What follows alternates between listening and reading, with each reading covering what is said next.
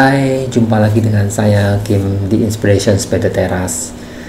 Apa kabar? Ketemu lagi setelah sekian lama saya tidak membuat video ya. Mohon maaf karena 2 minggu yang lalu saya sempat lakukan traveling ya ke Kalbar, ke Kuching, Sarawak, Malaysia dan ke Kuala Lumpur. Nah, setelah hari ini saya sudah mulai lagi membuat video. Mudah-mudahan video yang kali ini bisa lebih bermanfaat buat teman-teman. Oke, topik video kali ini yaitu tentang membuat pencatatan atau journaling ya, terutama khususnya lebih ke untuk pengeluaran dan pemasukan. Nah, kenapa topik ini saya pilih ya, karena tadi pagi saya sudah menulis di Facebook dan ada banyak tanggapan dari teman-teman dan ada yang mengusulkan untuk tulisan journaling ini dijadikan konten. Oleh karena itu saya bikin videonya. Nah, jadi mungkin saya akan bahas sedikit apa yang sudah saya tulis tadi pagi ya. Jadi tadi pagi itu saya menulis tentang pengalaman saya tentang journaling ya. Nah, journaling atau pencatatan itu sesuatu yang sangat berguna bagi trader ya, terutama trader-trader baik itu forex maupun saham dan yang lainnya. Biasanya itu ditekankan oleh para mentor untuk kita melakukan pencatatan. Tapi seringkali kita bingung ya, apa yang mau dicatat dan sebagainya. Nah, kita nggak ngerti. Nah, kalau saya mungkin tidak, agak berbeda dari mentor yang lain. Tetapi yang saya lakukan biasanya, pencatatan yang saya lakukan adalah lebih ke untuk memenuhi kebutuhan saya.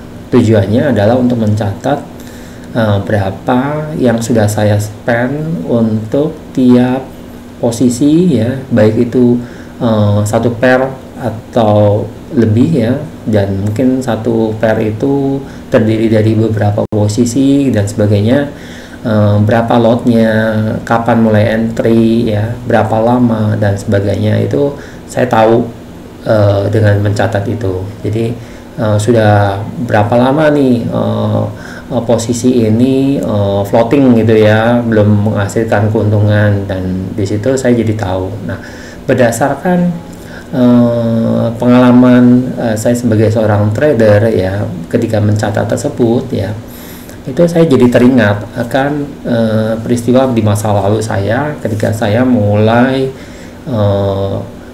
jauh dari orang tua ya, berpetualang, merantau ya di kota yang berbeda untuk saya kuliah. Waktu itu saya kuliah di Jogja, dan pada saat itu karena saya hidup sendiri jauh dari orang tua, maka semua keuangan saya manage sendiri.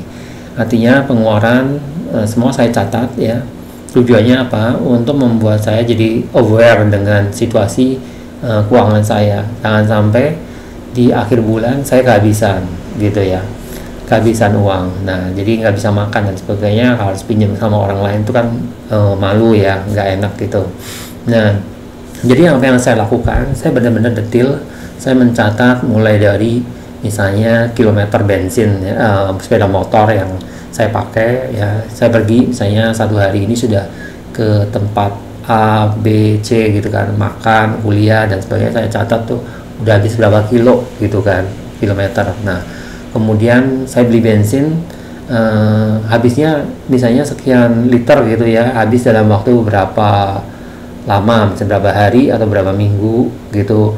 Kemudian biayanya berapa, nah saya catat. Kemudian makan ya, misalnya di warung A atau warung B gitu kan. Di warung A misalnya lauknya ini ada tempe, ada ayamnya, ada dagingnya, kemudian misalnya sayurnya sekian. Nah, ternyata kok sayurnya lebih murah nih, nasinya nggak bayar, sayurnya nggak bayar, kemudian ayamnya baru bayar. Oh ya sudah, kalau gitu saya nggak usah pakai ayam, saya pakai tempe misalnya.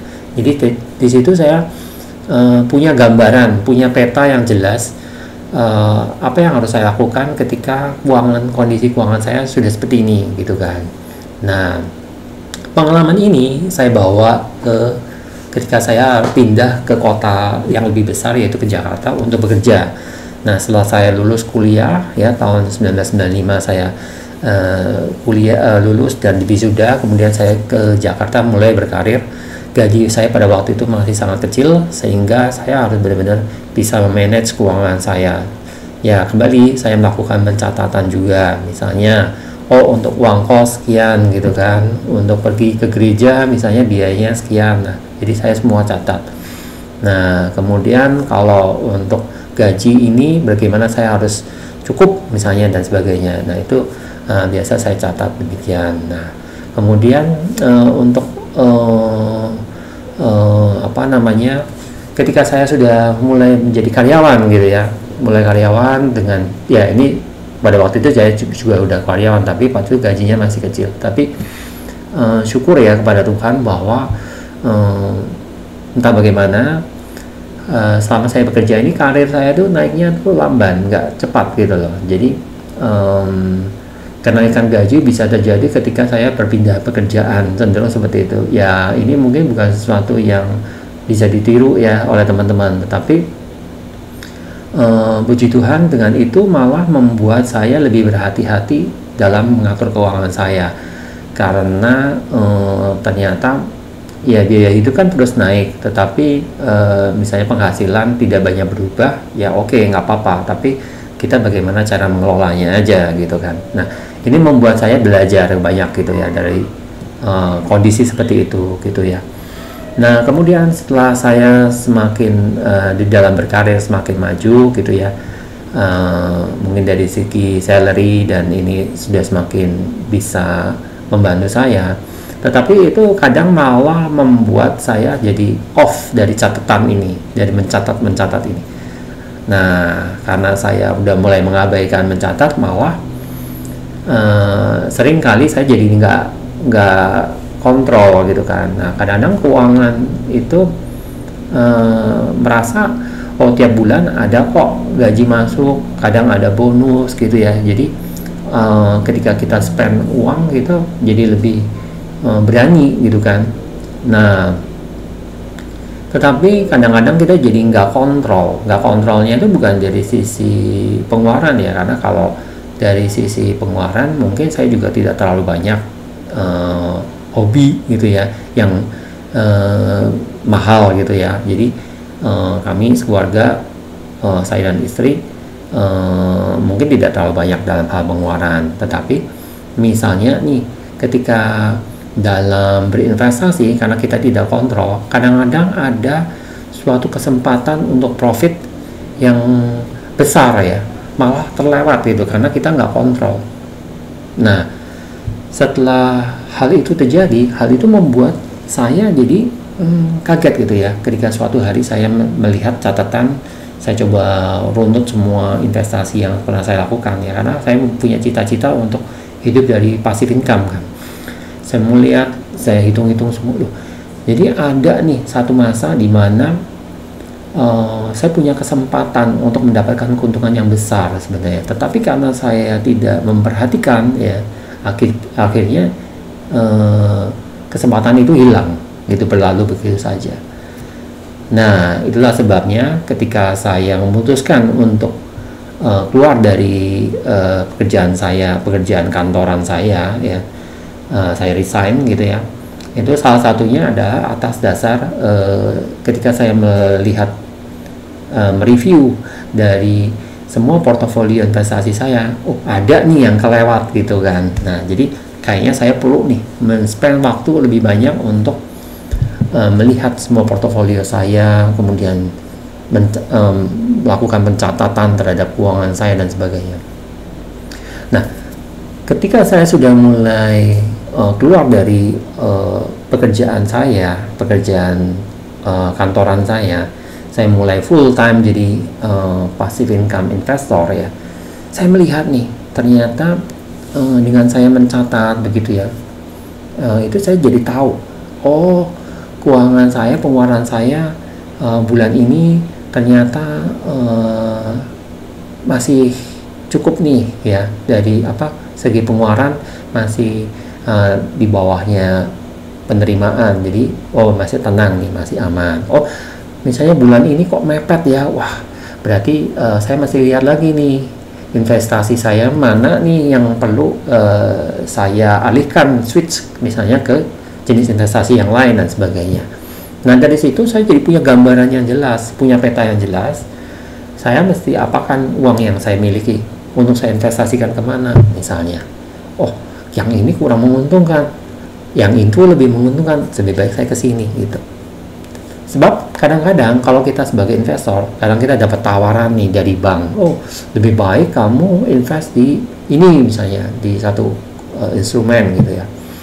Kalau kita tidak mencatat, jadi kita tidak tahu persis benar nggak ya apa yang dia omong gitu kan.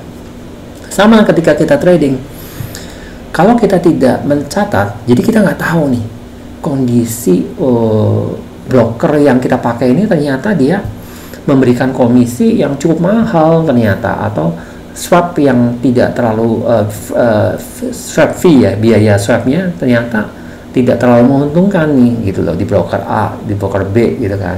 Nah, dengan kita mencatat kita jadi tahu, oh sebaiknya saya ganti broker aja deh misalnya gitu kan. Atau oh kalau di broker ini berarti strategi saya nggak boleh long lebih dari sekian hari nih untuk posisi pair ini misalnya, karena posisi misalnya pound sterling Swiss franc ini cocoknya long aja karena swapnya ternyata positif gitu kan. Sementara kalau di broker B ternyata longnya itu nggak dapat apa-apa karena swapnya zero, tapi kalau short malah negatif, jadi malah loss, malah menambah loss kan, atau mengurangi profit. Nah, jadi dari mencatat inilah kita jadi punya gambaran, kita punya peta yang jelas mengenai situasi kondisi keuangan kita, dan itu bisa memberikan ketenangan, menjadi memberikan kontrol yang penuh gitu ya di tangan kita gitu ya. Jadi apalagi nih yang perlu kita isi ini, misalnya saya pengeluaran pemasukan sudah bagus, tapi saya belum punya asuransi misalnya. Wah, berarti saya perlu nih menyediakan slot passive income baru nih untuk asuransi, untuk membiayai asuransi saya, misalnya seperti itu. Nah, dari situ kita jadi punya gambaran ya, gambaran tentang kehidupan kita itu secara lengkap, secara holistik. Nah, itu teman-teman yang dimaksud dengan holistik. Ternyata artinya kata holistik itu bukan berarti holy, suci, kudus, bukan, tetapi lengkap, memiliki gambaran yang lengkap, yang utuh tentang situasi kondisi keuangan kita, sehingga kita mau ngapa-ngapain jadi tahu.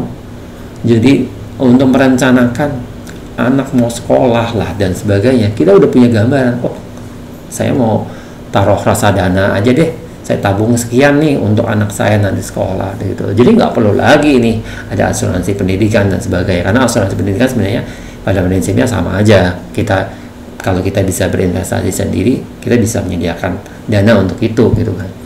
Atau kalau misalnya teman-teman mau punya asuransi kesehatan, lebih baik pilih asuransi kesehatan yang murni aja, nggak usah yang dengan unit link misalnya, karena teman-teman sudah bisa menyediakan dana investasi dari passive income yang teman-teman sudah siapkan untuk asuransi tersebut. Jadi pencatatan ini sangat penting, menjadi sangat krusial, menjadi sangat key ya, menjadi sangat kunci untuk teman-teman mengatur, mengendalikan kehidupan Anda ya. Jadi ini sangat penting apabila Anda sebagai kepala rumah tangga ya, Anda punya tanggung jawab terhadap keluarga Anda, apa yang harus Anda siapkan buat mereka, buat istri dan anak-anak. Nah, Anda harus punya kontrol yang penuh terhadap keuangan gitu ya. Nah, dari situ teman-teman bisa lebih rileks, lebih tenang dalam menjalani, karena sebagian tanggung jawab Anda sudah terpenuhi paling tidak dalam hal keuangan. Segitu saja dari saya. Semoga video ini bermanfaat buat teman-teman. Jangan lupa kalau teman-teman suka, klik like ya. Dan kalau teman-teman merasa ini berguna buat teman-teman yang lain, silahkan di-share juga. Dan jangan lupa subscribe supaya video-video saya selanjutnya bisa teman-teman ikutin terus. Terima kasih. Sampai ketemu di video berikutnya.